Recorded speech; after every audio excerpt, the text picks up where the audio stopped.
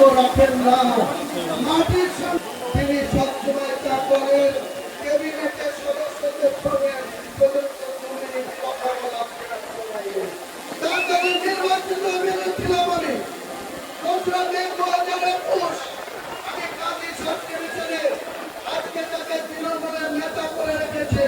সেই অপূর্ব সরকারের থেকে দলের ভেতরে অনেক বিরোধিতা, দলের দুজন ব্লক সভাপতি তৃণমূলের আজকে যে ভরতপুরে ক্যান্ডিডেট হচ্ছে আজহারউদ্দিন ছিলেন, সেদিন সে তৃণমূলের ব্লক সভাপতি ছিল।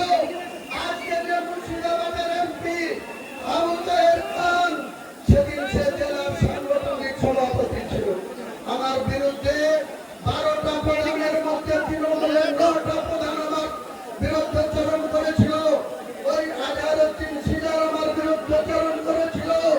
ওই নুর আলম ভরতপুর ওয়ানের সভাপতি আমার বিরুদ্ধে চরণ করেছিল।